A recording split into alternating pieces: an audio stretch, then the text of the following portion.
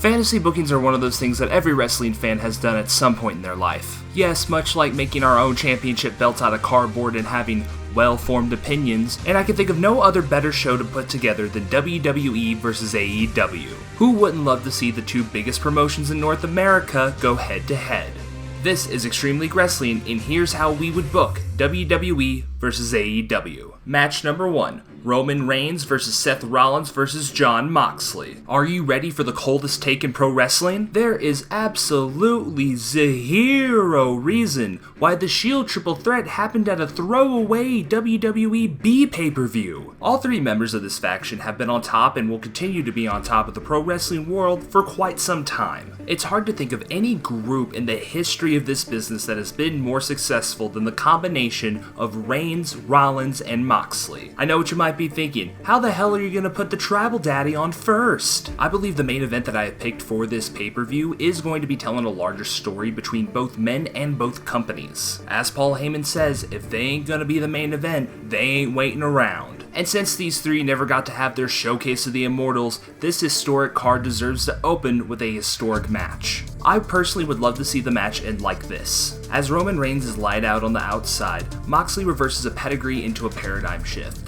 Seth then rolls out of the ring in order to avoid being pinned, where Moxley turns around and eats a spear from Roman, and Roman Reigns is your winner of our opening match. Regardless of recent booking, the Bloodline and Roman Reigns are still the biggest thing in wrestling right now. Regardless, all three men can close the chapter of the Shield, leaving no stone left unturned. Match number 2, Christian Cage vs. Dominic Mysterio. Oh yes, the dreaded heel versus heel match. Here we have the battle of the forceful father figure against the man who has a, quote, deadbeat dad. Because who needs a father when you have a mommy? Regardless of the type of people they truly are in kayfabe, sometimes you just like seeing two douchebags lay into each other. This match is also here because I need to see Rhea Ripley give a riptide to Luchasaurus while I'm still on this mortal plane. As the match draws to a close, Dom Dom is mounting a comeback to Christian Cage, but then Nick Wayne runs in for some ref interference. Cage hits Mysterio with his TNT title. For me, Christian should pick up the win here because he is aging like a fine wine, and if that wine roasted you for having a dead father. Yes,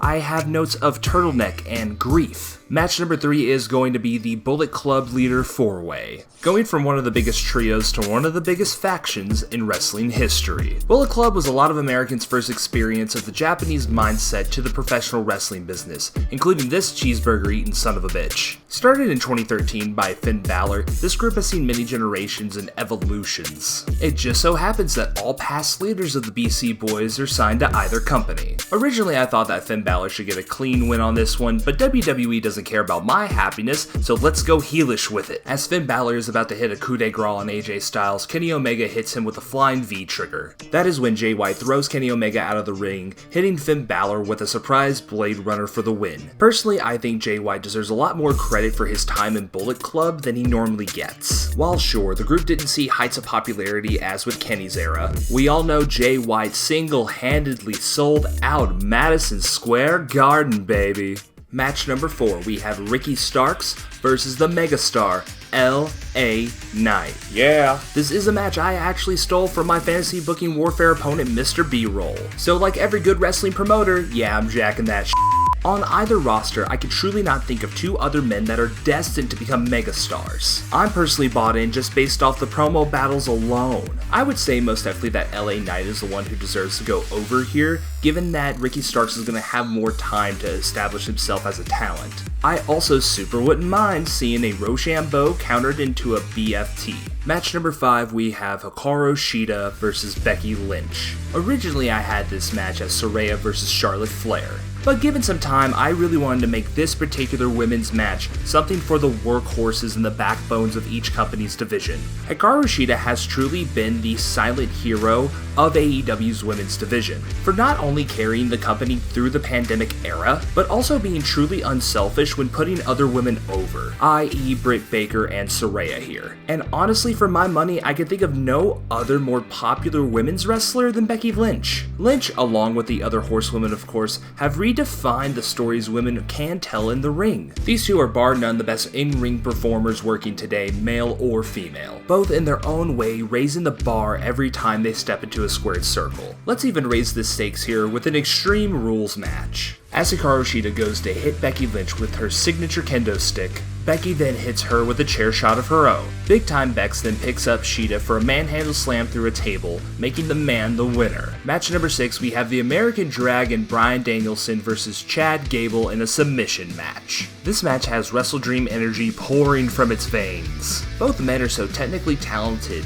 to where I'm sure they are going to come up with sequences that my fan-feeble mind could never come up with. Hell, if you put this in the Tokyo Dome, I'm sure Dave Meltzer would spontaneously combust. Chad Gable has had a cult-like fan base following him online for years, and while I believe Bryan should be the one to win here, this match could showcase a lot of the versatility within Chad Gable's skill set that he hasn't really had the time to show off. Let's have this match end due to referee stoppage as Chad Gable passes out in the label lock. For the love of everything that is holy, please let this man win the Intercontinental title soon. Match number 7, we have Orange Cassidy facing off against the Ring General, Gunther. While Gunther is the workhorse in pro wrestling right now, in the past year, Orange Cassidy, while entertaining, has shown us he's no slouch either. While polar opposite in character dynamics, they have both oddly shown the same work rate and respect for the craft, while also having eerily similar title reigns to boot, with one breaking one of the longest title reigns in WWE history, and the other establishing the company's workhorse title much like the Intercontinental Championship.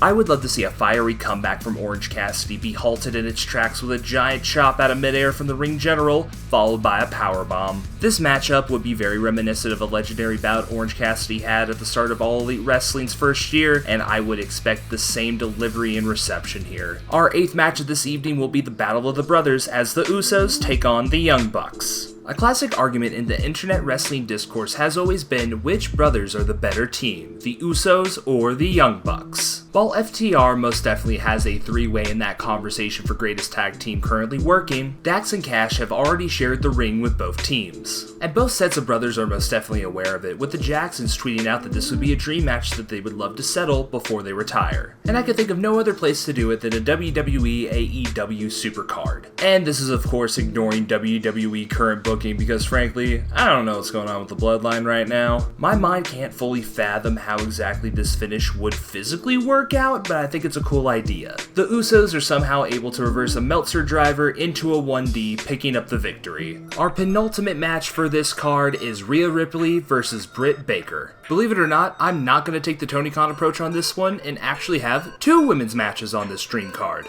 Rhea Ripley and Britt Baker are both the cornerstones of their respective divisions, and they will remain the leaders of those divisions for years to come. While Britt has definitely taken a backseat in 2023 in order for other women to shine, she is still one of the biggest draws Tony Khan has right now. Likewise, Rhea Ripley has finally had the proverbial rocket strapped to her back. Being the de facto leader to one of the biggest factions in wrestling at the moment, she has brought back the dominant woman as a popular figure within wrestling, and that should be celebrated. Welcoming women of different backgrounds and presentations adds so much depth to your roster. Both companies have similar issues and fall into similar traps when it comes to booking the women's division, but these two have been able to rise and have reputations that go beyond their company. While I personally am a huge Britt Baker mark, I'll say while Baker is trying to fully apply the lockjaw, Ripley picks her up and transitions into a Riptide for the win. And finally, our main event to the WWE AEW Supercard, MJF versus Cody Rhodes in a dog collar match for the AEW World title. It is time for our main event, and I can think of no other match to put on top of this card because this isn't just a dream match. This is a match that has not only taken years to develop, it has also spanned different companies. The resulting feud has also shaped the wrestling world as we know it today. With Cody's stipulation within AEW being that he can never challenge for the top prize, in my opinion truly hindered his booking in so many ways. And this hindrance arguably led to him leaving the company that he aided in founding. While Cody Rhodes leaving AEW is more of a complex situation, leaning into MJF's role in the situation would be perfect for the build. As Cody tries to be an honorable babyface, MJF begins a verbal assault onto Rhodes, stating how Cody couldn't even get over as a top guy in his own company. MJF continues by stating that he was able to headline the biggest wrestling event ever, while Cody was spinning his wheels fighting Rhea Ripley's little bitch. And more importantly, Maxwell Jacob Freeman knows how to finish a story because no one is on the level of the devil. This will be a grudge match, and it will not be pretty. During the match, we can see Cody struggling with his evil side. He doesn't want to play dirty. He wants to be the good guy that the WWE fans know and love. He has this inner fight to not sink to the devil's level. That is when we see our finishing sequence. As Cody has Max's head wrapped around the chain, he's loading up a crossroads, but he hesitates, knowing that the darker part of himself is showing, and that this isn't who Cody Rhodes is. Giving MJF a moment to recover, he's able to get out of the crossroads, and then he throws Cody Rhodes over the top rope. As Cody goes over the top rope, his arm gets caught in the chain as he hangs there, the same arm that is connected to his surgically repaired pec. MJF cranks the chain back into a modified Salt of the Earth armbar. Cody Rhodes has no other choice but to tap. As MJF's hand is raised in victory, he grabs the mic and says, "Hey Paul, nice to meet you and Nick earlier. Let's talk in January. WWE Universe, let's hope Daddy Vince and that TKO group have plenty of deep pockets.